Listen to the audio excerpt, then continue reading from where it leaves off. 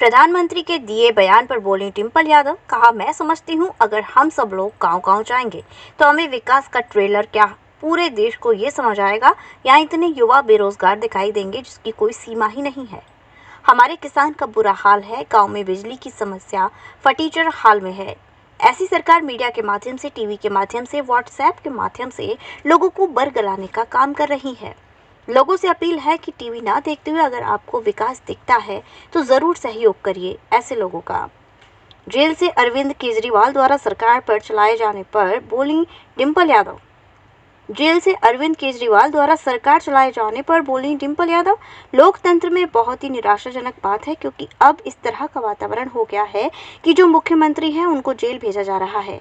लगातार ये दूसरे मुख्यमंत्री हैं जो जेल गए हैं और सीबीआई और ईडी के माध्यम से लोगों को सताया जा रहा है। मैं समझती हूँ अगर हम सब लोग गांव-गांव जाएंगे तो हमें ट्रेलर क्या है पूरे देश का वो समझ में आएगा। जहाँ इतने युवा बेरोजगार दिखाई देंगे आपको, जिसकी कोई सीमा ही नहीं है, बिना सीमा के युवा रोजगार है। वही हमारा किसान बहुत ही बुरे हाल में है, वहीं गांव की सड़कें, गांव में बिजली की व्यवस्था फटीचर हाल में है। तो मैं समझती हूँ कि ऐसी सरकार जो केवल मीडिया के माध्यम से, टीवी के माध्यम से, व्हाट्सएप के माध्यम से लोगों को बरगलाने का काम कर रही है। लेकिन मेरी विशेष अपील है लोगों से, आप सबके माध्यम से, कि आप अपना गांव देख लेना, अपने आसपास के 10 गांव देख लेना। किसी भी युवा को अगर रोजगार मिला हो, किसी भी किसान को खुशहाली मिली हो, किसी की भी आय दुगनी हो या महंगाई कम हो। जो दुगनी आय की बात करते थे, इतनी महंगाई बढ़ गई है कि आज उनकी आय आधी से भी कम रह गई है। तो मैं समझती हूँ यही मुद्दे रहेंगे चुनाव में। और लोगों से भी अपील है कि अपने टीवी के ना देखते हुए आसपास में अगर आपको विकास दिखता है तो जरूर आप सहयोग करिए ऐसे लोगों का। लेकिन आप बिल्कुल भी बरगलाई नहीं इस बार, और युवा पूरे जोर शोर से भाजपा को हटाने जा रहा है। शशिकांत मौर्य का कहना है कि 2047 तक प्रधानमंत्री का पद खाली नहीं है और राहुल गांधी चुनाव की तैयारी भूल चुके हैं। मैं इस पे कोई टिप्पणी नहीं देना चाहूंगी। दिल्ली के प्रधानमंत्री नरेंद्र मोदी ने मेरठ से 15 दिन की जेल हुई है। क्या लगता है कि जिस तरीके से वो अंदर से सरकार चलाने की बात कर रहे हैं वो कितना जाए? ये एक डेमोक्रेटिक सेटअप के लिए, एक लोकतंत्र में बहुत ही निराशाजनक बात है, क्योंकि अब इस तरह का वातावरण हो गया है जहाँ पे जो मुख्यमंत्री हैं उनको जेल भेजा जा रहा है। लगातार ये दूसरे मुख्यमंत्री जेल गए हैं और सीबीआई और ईडी के माध्यम से लोगों को जहाँ सताया जा रहा है और वही वसूली भी की जा रही है।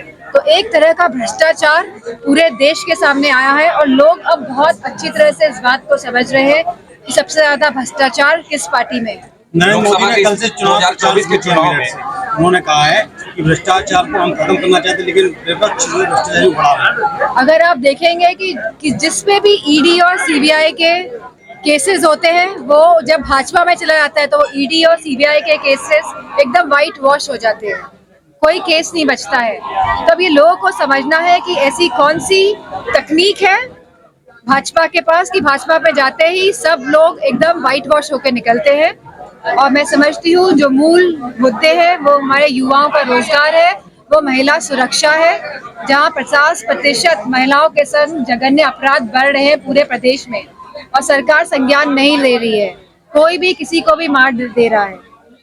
मोदी जी के नाम से इस बार लोकसभा चुनाव भाजपा लड़ने जा रही है। लोग कहते हैं मोदी जी की गारंटी पे लोगों को विश्वास है। मैं समझती हूँ जो बात कही गई थी कि 100 दिन के अंदर 2014 में कि 100 दिन के अंदर विकास की गंगा बहा देंगे, ऐसा कोई काम हुआ नहीं है। जहाँ युवाओं की बात करी गई थी, रोजगार 2 करोड़ रोजगार प्रति वर्ष युवाओं को मिलेगा, आज वो रोजगार कहाँ है? जहाँ आप बात कर रहे थे कि किसान की आय दुगनी हो जाएगी, महंगाई के चलते एमएसपी जो नहीं मिल रही है, जो खाद, जो डीएपी जो महंगी हो रही है, लगातार किसानों की आय घट रही है।